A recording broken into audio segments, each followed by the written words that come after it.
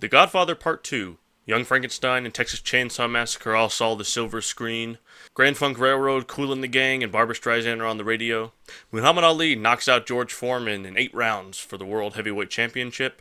And President Nixon announces his resignation. 1974 was culturally significant for a number of reasons, but none so important and ultimately responsible for who I am than the release of this game, Dungeons & Dragons. The history of role-playing games up until the release of Dungeons & Dragons has been exhaustively researched and presented expertly in this tome of a scholarship, Playing at the World by John Peterson. This work is the ultimate history of role-playing games and cannot be recommended enough for anybody interested in the topic of this video. However, it is my aim to discuss some of the nuances explored in the works mentioned in this book. I will then pick up the story where Playing at the World ends its in-depth history. This program is intended to be a complete history of role-playing games. In order to explore this topic in proper context, we need to dive into the prehistory of role-playing games, much like John Peterson has done in his book. We are going to explore the initial release of Dungeons & Dragons fully, and then begin our trek through 1975. Though it may be equally likely our first foray into role-playing could have been set in the Old West or deep space, instead it was a fantasy game. It is important then to understand why. Fantasy has existed since the most ancient of mythologies. Otherworldly beings or deities with magical powers, fairies, trolls, goblins hiding in the dark. Though it is certainly possible to recount the tales of Homer's Odyssey or the Epic of Gilgamesh using some form of the Dungeons & Dragons rules, research tells us this was not Gary Gygax's intention. The evolution of speculative fiction from the mythologies to the romances of the Enlightenment to Poe, Verne, Doyle, and Merritt is a winding adventure leading to the early 20th century. Even from his first published story, The Alchemist, this man, H.P. Lovecraft, inspired the cult fantasy conclave responsible for developing the sword and sorcery subgenre of fantasy and science fiction. H.P. Lovecraft stories like The Doom That Came to Sarnath, The Cats of Ulthar, and From Beyond laid the groundwork for Robert E. Howard's Conan the Barbarian. Often Conan's adversaries work on behalf of dark powers. He is driven either by financial need, altruism, women, or perhaps a combination of all three. This should sound familiar, stay tuned. The early 20th century brought us Howard's Cole stories, Moore's Jarrell, Kuttner's Elac, Lieber's Fafhrd and the Grey Mouser. This tradition would continue along into the 1970s. On our journey to 1974, we need to take a pit stop in 1937, when this innocuous, largely ordinary fantastical children's novel, The Hobbit, was released.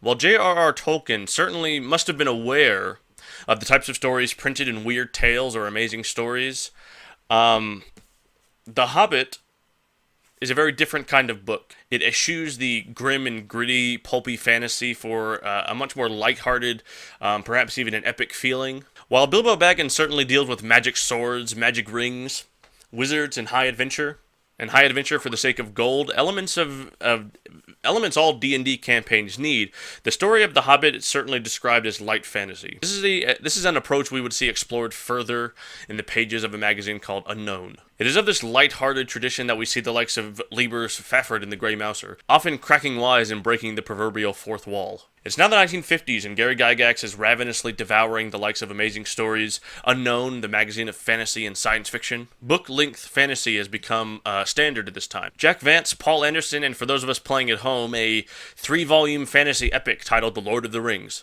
While not initially a commercial success, The Lord of the Rings would find a foothold in the counterculture of the 1960s. Because of this, publishers at the time became increasingly hungry for any kind of stories with fantasy elements. The young people craved fantasy. They wanted more. Readers like Gary Gygax were reading Fox's Kothar, Moorcock's Elric Saga, John Jake's The Runestaff books, Roger Zelazny and the 9 Princes of Amber. A mix of hard-boiled sleuthing fantasy mixed with epic warfare.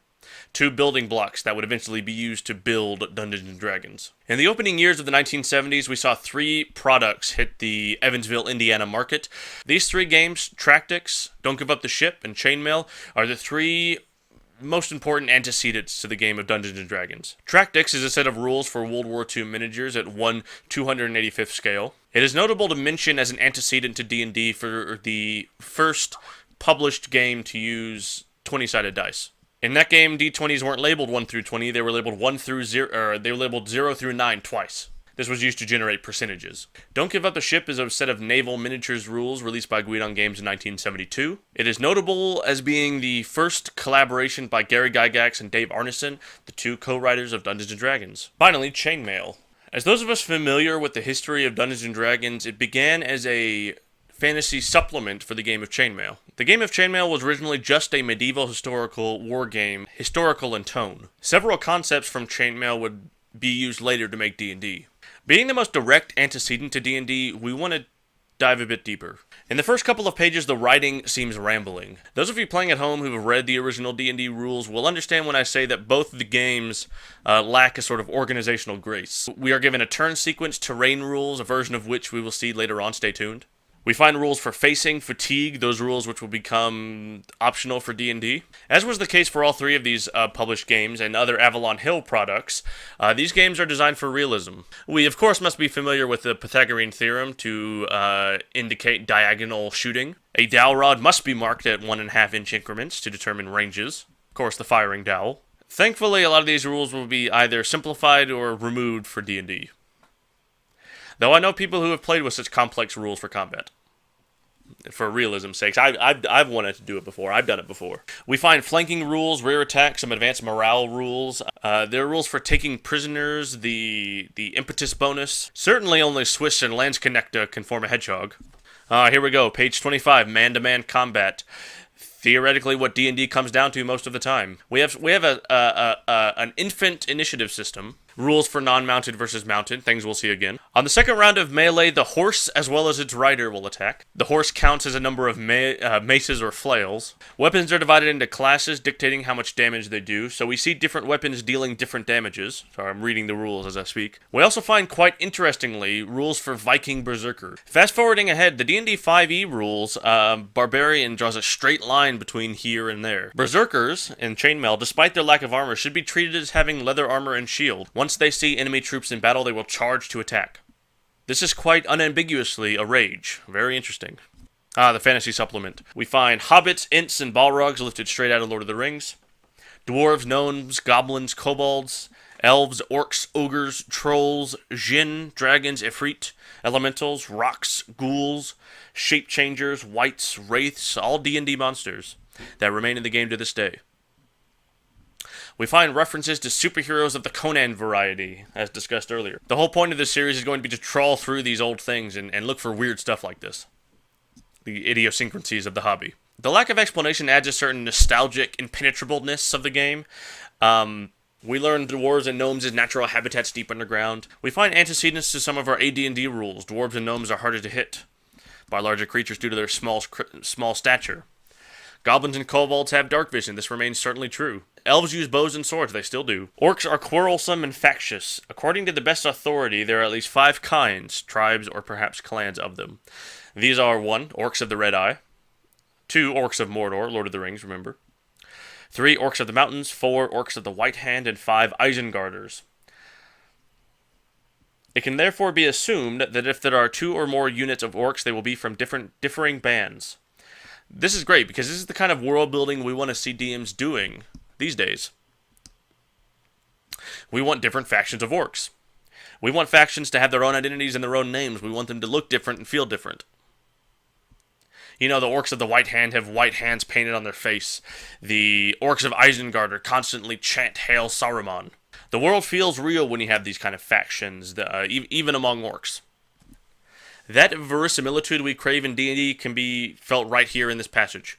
They were already thinking about these things back then in the early 1970s. Wizards can become invisible, gain dark vision, magic missiles, impervious to normal missile fire, phantasmal force, darkness, light, detect invisibility, conjure elemental, move earth, protection from evil, levitate, slow, haste, polymorph, confusion, hallucinatory terrain, cloud kill, anti-magic shell, largely the same. We find magic weapons like enchanted arrows, magical swords, and magic armor. Now that's pretty much the end of this story, this Chainmail story. Once Gary put these rules out, the groundwork for Dungeons & Dragons was pretty much all there. In our next episodes, we're going to tear apart this box set. We're going to tear apart Dungeons & Dragons. As we go through the series, as we look at more supplements and we add on more rules and we add on more information, we're going to try and follow this story. We're going to follow this path. What we are trying to do is understand the full history of the hobby. We are looking for the full story. That's what I'm interested in. That's what I'm going to do, and I hope you enjoyed this preview journey. If you did, make sure to hit the subscribe and like button down below. Please comment about what you liked and what we can do better, and we'll see you next time. Dungeons and Dragons.